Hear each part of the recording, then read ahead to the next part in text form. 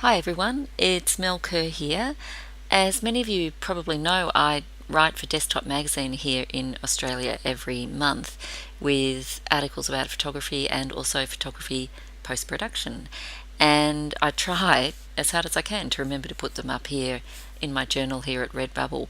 Well, the latest one I wrote was about converting to black and white, and I thought rather than actually put the words up and the pictures, I might as well just record a video tutorial about it for those who are interested. We're putting together a whole lot of series of tutorials together for the photographycampus.com, free plug. And so I thought, oh, what the heck, I might as well throw one up here. Now, it won't be the full course by any means because there's a limited period of time that you can run YouTube videos for, but, you know, it's a little bit of a chat and see if you enjoy it. I'm going to work on this photograph here that I took in Congo a couple of years ago, and it's just a shot of some of the patients at Heal Africa in front of the UNICEF tent. You'll see that there's a line here: imagine a financial crisis every day, put things into perspective, invest in humanity, the returns are priceless. That's actually a headline that I added to the image, so that wasn't actually on the UNICEF tent when I shot it, but it's on the image now and I can't find the original, so if you don't mind, I'll just work with this one. My other disclaimer is that I'm working in Photoshop CS4, but what I'm going to teach you should be relevant at least to CS3 and probably earlier Photoshops as well, I hope. Okay, so when we talk about converting to black and white, there are a lot of ways that you can convert to black and white in a number of different programs: Adobe Lightroom, Adobe Photoshop, Photoshop Elements, and various other ones, iPhoto and the like. But there's really no wrong or right. I mean, everyone has their own type, and if you have a type of conversion that you're happy with, stick with it. This is just a slightly different one that you may not have considered. I'm going to show you just a couple of ways of converting. I'm going to start with the black and white adjustment tool. Now you can access, that was the sound of me hitting a wine glass. It's a bit of a dead giveaway, isn't it? You can access the black and white adjustment tool by going up to Layer, and then going to New Adjustment Layer, coming down to black and white here. Or if you're in CS4, I don't think you can do this in CS3, maybe you can. You have this adjustment panel here, so you can just click on the black and white adjustment here, and that's going to add a layer to it, just like that. But before we do that, I'll show you just a couple of quick little shortcuts which really can help you out. One that a lot of people don't know is to unlock this layer. You know, as you probably know, when you open up in Photoshop, your background layer is locked by default. You can either double click on that and unlock it like that way, but if you really want to be lazy like me, you just grab the lock here and drag it down to the trash. Haha! It's good, isn't it? Now I always do that, but I always like to keep a layer as is, so if everything just goes belly up in the end, I can always go back to the original layer. So I always do things on copies of layers. Now again, there are a number of different ways you can do that. You can go up to Layer, you can highlight the layer, go up to here and duplicate layer, or again you can be lazy like me and do a keyboard shortcut, which is Command J or Control J depending on whether you're on Mac or PC, and voila, it will duplicate the layer. I then turn that off so I can't touch it, or you can lock it so that you can't get to it and it will always be there. The first point is, when you convert to black and white, you don't really convert to black and white. What you're really doing is converting colors to tonality, contrast, and shades of luminosity.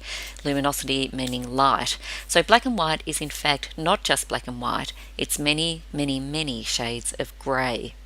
Now, as I mentioned, a really wonderful way of converting to black and white in Photoshop is to use the black and white adjustment layer. Now, if you're not sure what an adjustment layer is, perhaps I can do a course on that some other time, but it just means that you make all the differences on a layer above your actual layer, so it's non-destructive editing. I'm going to do that by going down to here and choosing black and white adjustment layer. You can also do that by going up here, New Adjustment Layer, black and white. Okay, so we see that a black and white adjustment layer has come up here and it's affecting the layer below it, and lo and behold, the image has turned into black and white or grayscale or whatever you would like to call it, and it's affecting all the layers below it. Now that's a pretty good job. In fact, it's come up really nicely, and one of the reasons I chose this shot as an example is because I kind of instinctively thought it would look good in black and white. However, this quick conversion is just the beginning. If you head down here, you'll see a series of colours that represent the RGB and CMYK colour scales, and they represent the colours that were in the original shot.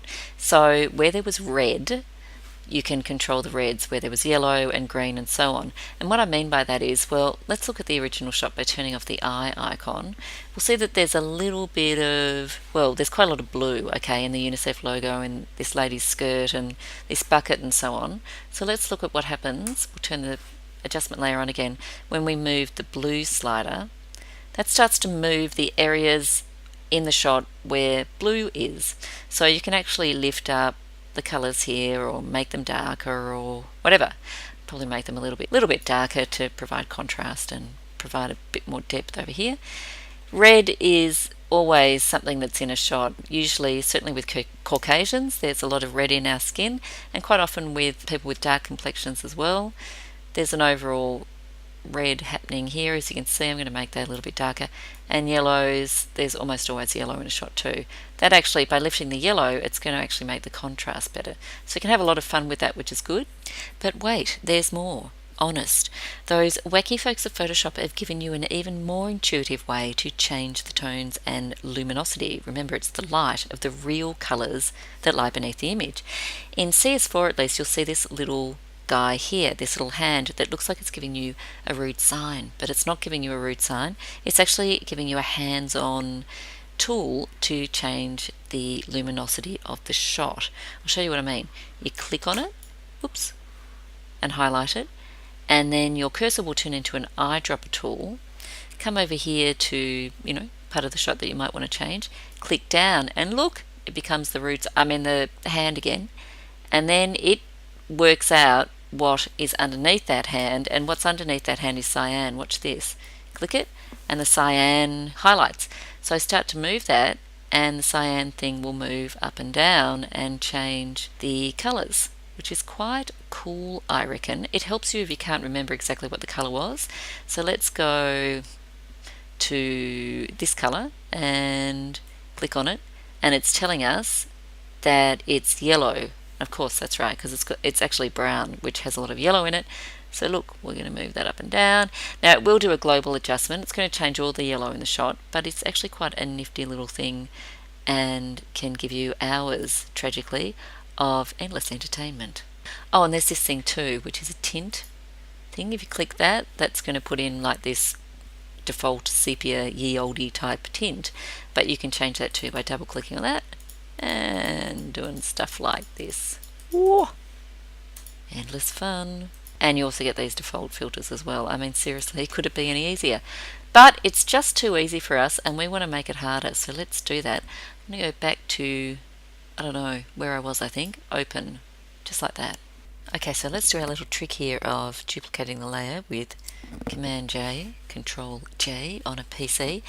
Now, I said I'd show you another way of converting to black and white, and just to prove I'm not a liar, I'm going to show you another way of converting to black and white, and that is by using the color channels, some area that you may not usually delve into, but here it is, just here.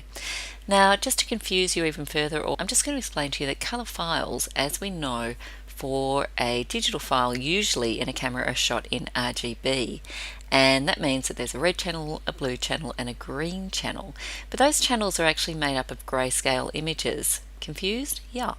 Let me show you. Channels. Here's the composite file of red, green and blue, but let's get rid of this. Oh, actually let's just look at the red file and look, it's actually made up of grayscale. Same with the green and same with the blue. And as I say, when they're combined, they make a colour image.